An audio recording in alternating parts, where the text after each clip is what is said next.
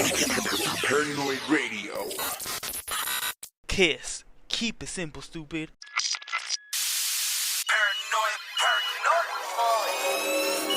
Tony Boy. I'm paranoid. I'm paranoid. I'm paranoid. Bitch, I'm paranoid. I'm paranoid. I'm paranoid. I'm paranoid. Bunch of paranoid.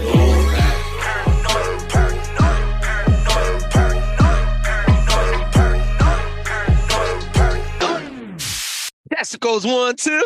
Tasticos. Yes, sir. Yes, sir. We back at it. A young track like y'all never had it. We'll be back at it.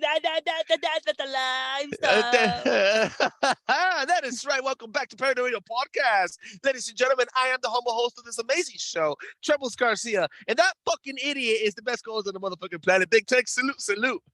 What you doing, big dog? If I'm an idiot, what the fuck does that make you, big dog? Good question. Damn. I think when you look in the dictionary, you probably add a new one.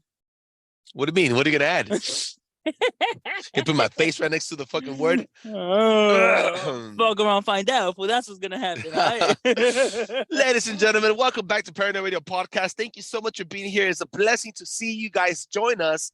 Join us not only on fucking on your platforms where you're listening to this amazing podcast, but also joining us on Instagram. Instagram is actually blowing the fuck up.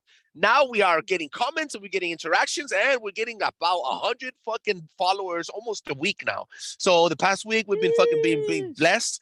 Again, this episode is brought to you by Los Cuñados Bullies. Ladies and gentlemen, get your fucking Frenchie dog, little family reunions with Los Cuñados Bullies. That's the half-ass commercial. Well, ladies and gentlemen. Hey, for a quick question. Are you like locked up? Are you in the pinta or something? Why? Because of my orange jumpsuit? He's locked up. Won't let him Meow. Well, ladies and gentlemen, we're about to jump on the best fucking segment of this fucking show. Ladies and gentlemen, again, I need to remind you that you can find us on all fucking social medias, and you can also find us on all podcast platforms, Spotify, Apple Podcasts, and on Spotify, absolutely free. You can also find us on Amazon Music, absolutely free. Make sure you drop a 5-star review on Apple Podcasts. That helps other people enjoy the show as much as we enjoy making it. Now, a Big Tech, it's a bird. It's playing. Nope, it's Paranoid Radio. Big Tech, what is happening? What is happening? What is going on? What is the deal? You guys know the deal. This is a business. This is the best segment of the show where I give you two stories from my two stories. And guess what? Wait, I just said two stories on two stories. Wait. You bring in two stories. Hey, fool, shut the fuck up, right? If we mentally handicapped motherfucker, all right, fool? Even I gotta slip up here. Even I gotta slip up every once in a while. All right. Let's break it down again. I'm feeding off Trebles' retarded energy. And basically, this is what's happening. I give you guys two stories. I want you guys' 2 cents with my official 2 cents, and we're gonna deposit that bitch into the bank of knowledge. The bank of knowledge. And if you guys don't know, I say Hiroshima Nagasaki because I'm dropping bombs on this hoe, alright? Because you're coming on this bitch. What? On your what? Wait, what?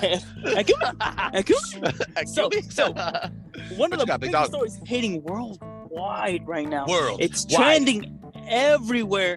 Prestige. There's not one person that hasn't heard about it. Is a missing submarine that was heading towards the Atlantic Ocean, towards the Titanic wreckage. What the fuck, big dog? It is estimated, people's net worth down there, it is north of 10 billion. That's how much network we have down there. Net worth. Okay. That's a lot. That's a lot. So, the founder of the company that created the vessel is down there. A British businessman, which is an explorer, is also down there. The guy that created the submarine. Yeah, the how do you call it? The business owner. And then you got a Pakistani father and son, mega billionaires. Yeah, if you guys don't know, there's a lot of money out in the Middle East, and rightfully so. So they're down there, and a French mariner's down there. So a total of 5 people down there. So let's run through the facts. They departed. They departed 2 days ago, and basically they were gonna set up to go do, which is something that they do quite often, tours to go visit the Titanic. Okay. So they lost as they were diving down. They lost, but it's not something that's uncommon. It wasn't until the second check-in that they didn't check in that's when they noticed what the fuck is going on, what is happening. Okay, so they have like a pinpoint, like a check mark. You go like, oh, check mark. You fucking, I get you. To a degree, most definitely. So after all that is happening, that's when they started calling in the Coast Guard. Everybody's involved. Canada, U.S., full-blown, full-scale search party. As of right now, they have covered over the state of Connecticut in searching, which quite honestly isn't much compared to the ocean. Okay. Obviously, but how far can they really gone? Exactly my point. So, some of the biggest theories out there right now is they are still alive because they've been dropping basically water sonars. They drop them through the air, and even then they have this ginormous range. So they've been getting what seems to be live sounds every 10, I think it's 15 to 30 or 15 or 30 minutes on the dot, where they hear banging, pop, pop, pop, pop, pop, and the frequency registered, which in theory sounds real good. Hey, we're getting close. But obviously I want you guys to know that I believe and I hope that they find them realistically. I hope real shit. I mean, come on, dog. They have no physical way or plan right now on what to do after they find them. Okay, they have life expectancy estimated for tomorrow morning. That's when their air runs out. Oh, so by the time you guys would be hearing this, it'll be really close if you listen to it tomorrow, which would be today. Okay, so they can't just pull it up. They can't just bring this massive winch and pull it up. They really just can't. Okay. Wow. So, and even for them to get out, they need time to send divers down with equipment, get the equipment strapped on. That takes a couple hours, about 6 hours. No. There is no real formulated plan. It's not like you could just throw something down there and pick it up. And it's not like you could just open the hatch and throw shit in there. The pressure down there is just massive. If it's down there. Oh my God. They need an extra pair of submarines that can withhold the pressure because a scuba diver can't. Oh my God. This is absolutely fucking insane. Okay. And not only that, okay, to open it, I was reading that it's a special type of boat that you have to open from the outside, which nobody can go outside because of the pressure. What the fuck? Okay, so they're dead. They're gonna be dead in there. They're dead. I obviously we don't want to think that. You get me? Yeah, I mean, anything can happen. You get me? Don't get me wrong. I'm really not trying to be a negative Nancy on this part, but it's just fucking insane. And they do this for an actual living. The marine company that build the vessel and everything, they take regular commercial trips to the Titanic for people to go see it. This isn't anything new. It's not out of this world. It's just a tragedy right now at this point. You get me? I'm not a marine engineer. I don't know some marine words. Are you supposed to build them or whatever or not? But it really just seems, did they even reach the destination or did they not? Or did they stop like halfway through? What the fuck is going on? You get me? Are these guys any owners of any banks, any owners of any other big corporations? Maybe pockets in the politicians or donors? Bro, they're billionaires. They're all basically billionaires. Owners of oil companies. This is huge. Well, I'm gonna say the Middle Eastern guy has to be. You get me? That's where a lot of Middle Eastern have a lot of their money. But regardless of the fact, we're talking massive influencers. If you have $1 million, you've made it. Imagine billionaires down there.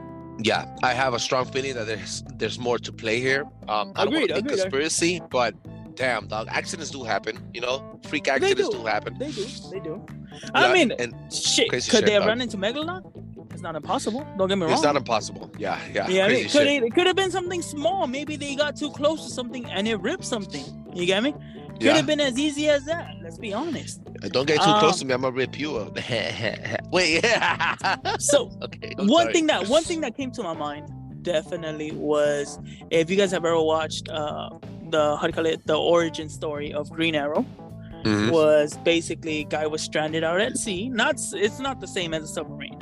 But one thing that did pop into my head was, what if the dad and the son couple right there kill off everybody and lets his son live to conserve more air? That would multiply their air by a lot. So if originally they only had 90 something hours for 5 people, because it's big, Oh but my the inside is fucking small. god! You're thinking about some next level shit here. You think they fucking killed Wouldn't each you other? do that? Wouldn't you do that? Wouldn't you do that to save your kid? Tank, you and me, your kid, my daughter, us 4 down there. I'm murking all 3 of us and letting my kid live, or at least our 2 kids. All right.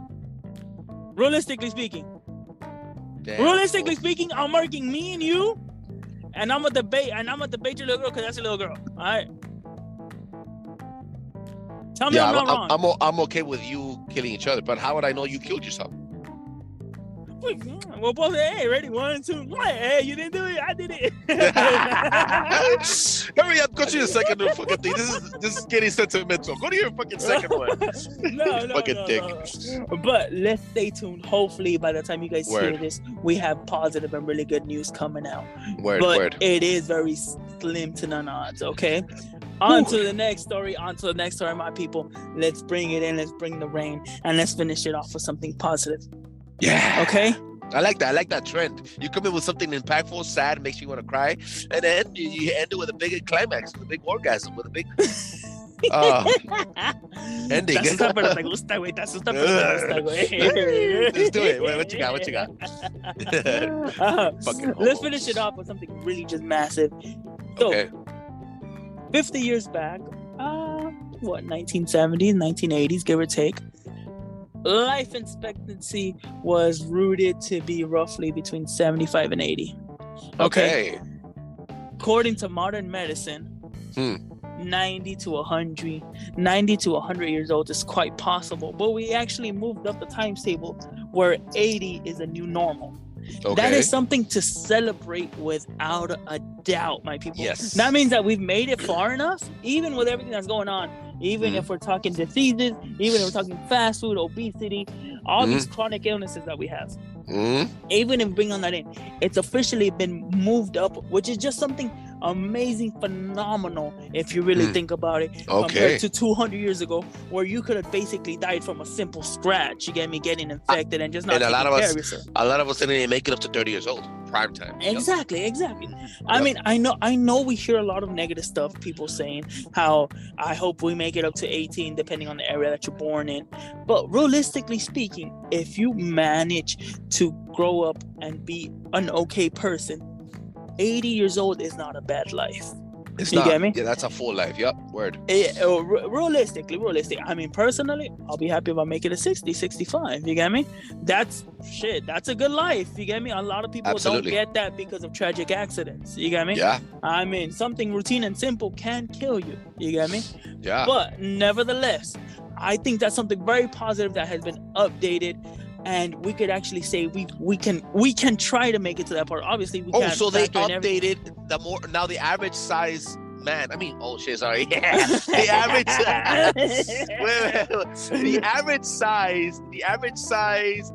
average year span. There you go. Lifespan. Fuck, you're saying the same shit. You caught me slipping. Oh shit. The average lifespan would be from 0 to 80 now. Yes. Wow, that's not bad. So what was it before? It was roughly between 50 to 65. Oh shit! They picked it up another 15 years, so I get to live another 15. That's not bad. Obviously, we can't factor everything in. You get me? But that's not a bad. What are you trying to say? No, wait. That anything can happen. Shit, we could be involved in a car crash. Fucking something could just fall on us while we're walking down the middle of the street and plow. You get me? You dead. All right. Shit, Big Tank might get mad at you and might release a massive cannon on you and pat you dead, huh? You know what? This is Paranoid Radio Podcast. Big Tank in the mouth. Fuck you. What is happening? Massive firepower. I'm out. Fuck you guys. This is what is happening. The best segment of the show. I hope you guys enjoyed these 2 segments. If you guys didn't know, if you guys do know, if you guys have more info, definitely on the submarine, hit us up at Paranoid Radio. No D, because we'll give it to you for free. Say less. Ooh. So wait, that was good. Wait. Remix, rewind. This is Paranoid Radio. Go check us out on paranoidradio.com, on Instagram, on your webpage. Don't forget Paranoid Radio, Paranoid Noity, because if you want it, they will give it for free. Till the next time.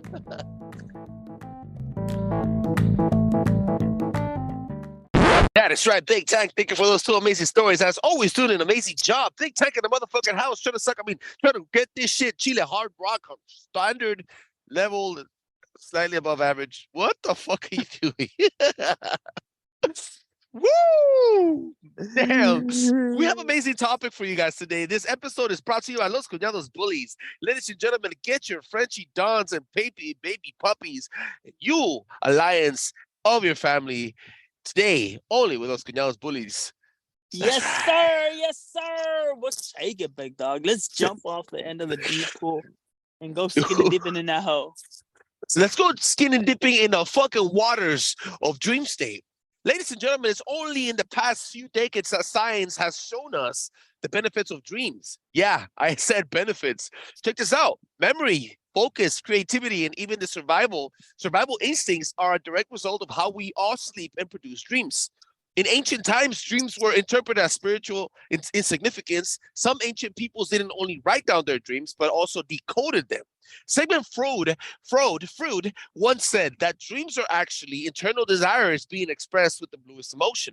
The language of dreams is a universal code.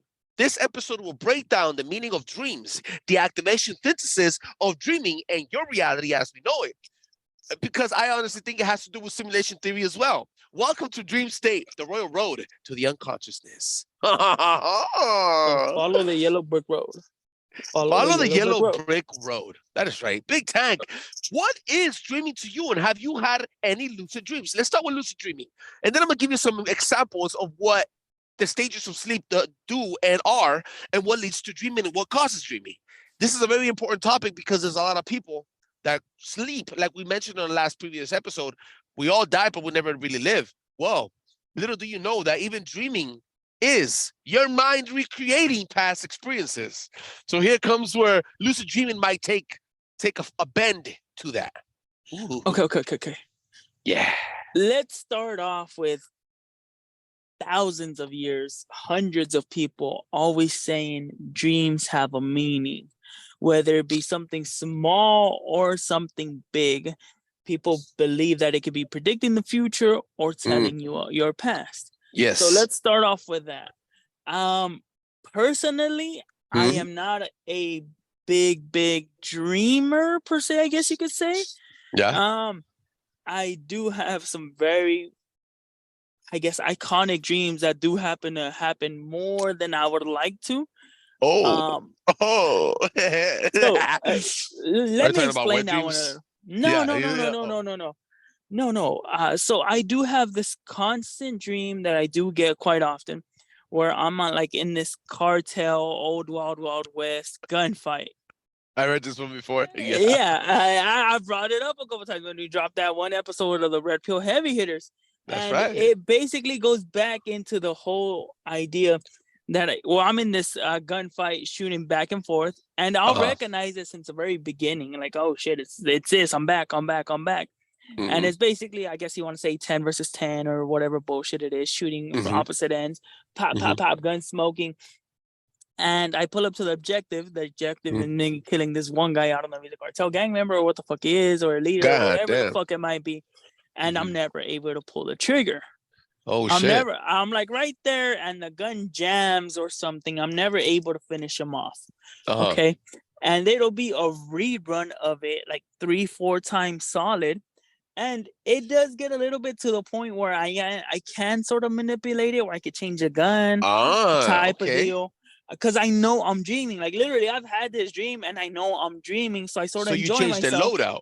Okay. Yeah, per se, I do change the loadout. You get me? Okay. But realistically, I've never been able to kill him. And when my gun freezes, whatever it is, doesn't matter what type of gun I use, or imagine or dream, I'm never able to kill him. But as soon as that mistake comes through, me not being able to kill him, I get shot, I get killed, and I die.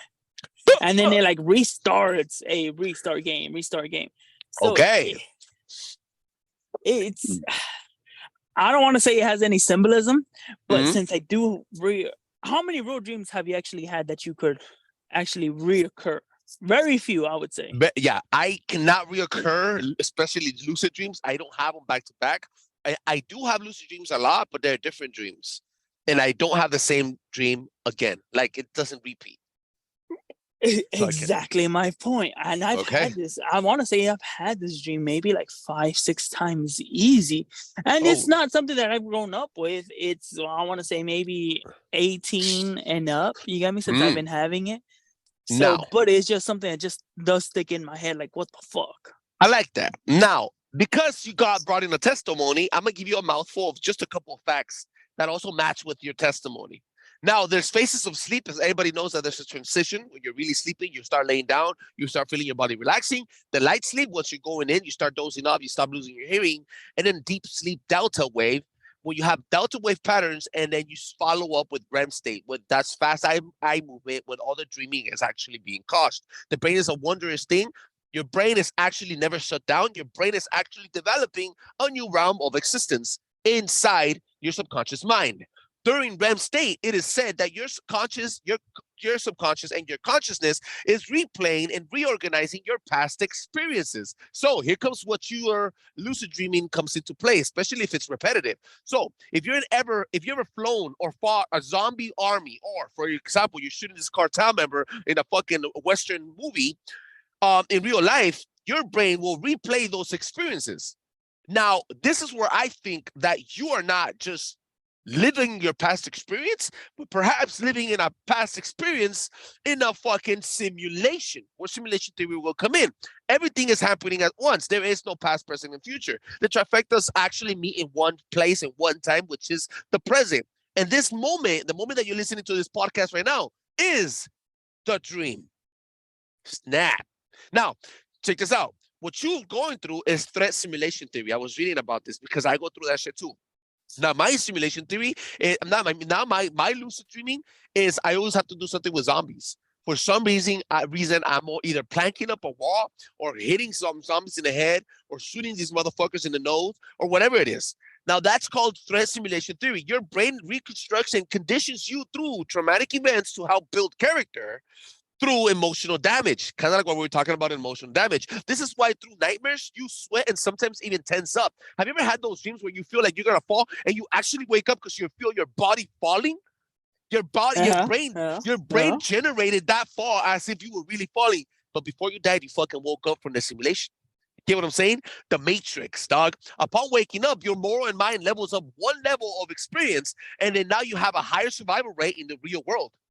Like when Neo would sit down on the fucking thing, he got jacked in, and then Morpheus told the fucking Cypher or whatever, the data guy, the fucking the operator, fucking let him learn kung fu, and then he learns kung fu and shit, and he just like downloading all the shit. That's what I'm talking about. So now, if you didn't know that, that's what I'm trying to say. Simulation theory. Okay. I agree. I can see all that plausible. Okay, I can definitely see all that being plausible. Where I have the issue is, should you know what you did in your past life? See, that's the thing. I don't remember it.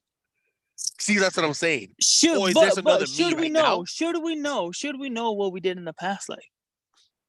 Good question. The should. Oh, damn. Should we know? Like realistically, I mean, you know how they say to look to the future, you got to look towards the past to know yourself better. But realistically, if you believe in the whole transcendence type of deal that you get reincarnated and you come back again, should you know what you did in the past so you don't repeat the same things, or should it just be a blank state? I think it's probably happening right now, so we can't remember it because it's happening right now. Past and the future are happening on the present, just in a different realm. So, for example, you shooting that cartel member in a fucking gun tail fight with a different loadout every single time, 7 times in a dream, and you could control that lucid dream. You are living the now in a different realm. It's just leaking into this persona that you are right now. You know why? I tell you this. And I know it sounds kind of weird, but it's simulation theory. Check this out. There's a lot of college students that after stressing so much, and this is a fucking findable research. You could look this shit up. I found this shit out. This is kind of like what they do with remote viewing. There's college students that are going to become a doctor and shit. They get so fucking stressed out, bro, that they actually sleep on the problem. And they find a solution to the problem, solution to their tests through a dream. college students sometimes find the answers to questions week before a test. I myself have come up with a lot of the creative ideas for this show through dream education, either downloads or electric, luminous, vibrant realm, whatever you want to call it. But there's downloading happening through dreams. This is why the Aztecs, I told you in Incest, the fucking episode of Incest, the Aztec tia fucked the fucking the Aztec king, the fucking emperor, and through one of her orgasms, she fucking went into a dream state where she saw Quetzalcoatl coming down with bearing gifts of destruction to the people through dreams. You see what I'm saying? Foretelling. Definitely foretelling. But what's the whole point of a dream? For example, we've all had those fucked up nights where we maybe drink or eat something we're not supposed to, and we get a fucked up ass dream. Let's be honest about it. I know food has a lot to do with it too. Have you noticed that? You eat the wrong thing, you'll have wrong dreams. Yes, most definitely. Or even just a scary fucked up dream. Like, let's be honest about it. Shit, I forgot what day it was. I think I had hot wings or something like that. It was real late. It was upsetting my stomach. I felt it. I knocked out almost like right away. I woke up with fucking basically almost in sweats because my body wasn't agreeing with it. My body was telling me, fucking retarded, stupid, dumb motherfucker. Why would you eat that? My mind was telling me no. No, but my body. He's telling me yes. All right, then what happened? What'd your body tell you? And my body was like, you fucking retarded, stupid. Why would you do that? Why would you do that? But then there's other days where it might not even have to do anything on the food. Like, let's say you're out late one day at a party. Sometimes those sleeps are some of the best. You get home really late, fucking knock out, even though you've been drinking or eating or whatever it is, and nothing happens. But coincidentally, let's say you decide to spend a day in and just have a day out and just fucking have something real fatty, and it fucks you over. Do you think can you harvest a good dream? I've never thought about it that way. So if you eat bad food, you get bad dreams. If you eat solid, very good, nutritious food, can you harvest a good dream? Check this out. There's a new study called dream incubation, where it said, in order to help your brain be more creative and focused and begin to use your senses, you could start using your senses in the dark. So basically, you do 1 hour of blind, like you fucking blind shield your eyes in a dark room for 1 hour. Your visual cortex begins to break down obstacles and then starts giving more power to your other 4 senses. So it starts making creative ways for you to survive in the dark. It starts adapting. You start developing new powers. Abilities are formed. So if you can harvest your mind powers when you're awake, can't you do it when you're asleep? That would have been a bad idea. Go. Oh, of course. You can't have good without bad or bad without good. But coincidentally, I can't say I've ever had that. The most best dream or good dream that I can't even say I manifested or anything like that was me having a dream about my son before he was born, before he even was proclaimed into the existence. That was one of the ones. This sounds spiritual. You could say it actually was, because I'm gonna be honest with you. I want to say it was roughly maybe 2-3 months before we even found out my wife was pregnant. Before even, I guess, quote unquote, insemination D-Day. But real talk, I dreamt I had a son. And we were just playing with each other. And I told my wife about it real lightly. I'm like, I just had a weird dream. She goes, what happened? She goes, I dreamt we had a son. She goes, wow. Really? How do you look? I'm like, I don't remember. Like, I don't remember. She goes, then how'd you know you had a son? Because I dreamt that I was playing with a little kid. I just don't remember how he looks. Like, his face was like white, blank. Yeah. And she goes, really? But you had I had the dream that he was born. And it felt real. It felt so real. So that was a spiritual. That was a message from beyond. Now, what could have been. Yeah. Then again, you always desired a son, right? I did. Firstborn. I always thought should be a son. That's what Sigmund Freud was saying. Your strongest emotions and desires come out with the bluest emotion through dreams, because you manifest them through dreams, and then they become material. They materialize in the real life. I'm not saying you dream about your son and then boom, he popped out of nowhere. No, it was all a combination of everything. You inseminating her, B-Day, dreaming about it, and then you really desiring it. You really wanted it in your life. It's fucking crazy. Oh shit. I will say that's one of the most, I guess, if I had to put like angelic feels to a dream. And what I mean by that, it just felt so pure. Like it felt so real, so pure, which is one reason I can't really forget it. Like I'm pretty sure we've all had bad dreams that just hold that special place in your heart, like whether it be good or bad. You know what I mean? I'm pretty sure you can knock off a couple of dreams that you've had that you can't let go. I mean, another one being was, I can't shake it out of my head, one of my youngest cousins. He's always been a little bit of a loose cannon, wrecking ball. And even to this day, I've never relived this dream again, but it's just haunting to the sense where he has this, like, I don't want to say stupid attitude, but he's always had this charismatic attitude where I see him, he's running from the cops. And before I know it, he's in back of me again. And he goes, hey, Tanque. I'm like, what's up? I feel cold. And I'm like, no, wait. And then I'm like, you okay? And I'm like, wait, I just seen you run now. How the fuck you get over here? He goes, hey, Tanque, why do I feel cold? And I look at him, I'm like, Dick, you look normal. But this is me envisioning him when he was, I don't know, maybe 10, 12. Motherfucker's 18, 20 now. And I see him, and then it sort of looks almost like a little gruesome movie where you see blood patches starting to pop out. Oh my God. And I'm like, what's wrong with you? I feel cold, fool. I'm okay, but I feel cold. And I just see that coming out. He doesn't die on me, don't get me wrong. I didn't see him die or anything. But that's a symbol. Okay, so that would be, oh my God, if I had to decode that, okay, look, dog, this is, you out of all people, if you're a livid lucid dreamer and then you're repeating your same lucid dream. No, I haven't had this dream. I haven't had this dream again. But it just holds a hard spot. But if you also dream about your son, and then now you remember this dream about your cousin. Is he still alive, by the way? Yeah, he's still alive. Okay, very much alive. This is a connection. Okay, look, a lot of people will say some type of gypsy, fortune teller type of shit. And I don't want to go down this road, but it is almost a spiritual calling and a dawn. This is a natural given talent, maybe, that you have and you haven't explored. Have you ever thought of ever getting some esoteric teachings? No. I've never thought about it. It's something I've never really looked into. I'm gonna be honest about it. Because that's how fortune tellers are made, for like real fucking people that have real talents. Okay, but I've had powers, new abilities. I've had that dream. That dream I had it maybe like 4, 5, 6 years ago. You get me? And I envisioned them small motherfuckers grown up, pinche le cuelgan los huevos y todo, way. So I mean, it's not the same. That's fucking insane. I want to say maybe that was more of a scare because when he was young, that was something I was afraid of, something happening, just because he is that type of impulsive person. I don't want to say borderline ADHD, but really close to it.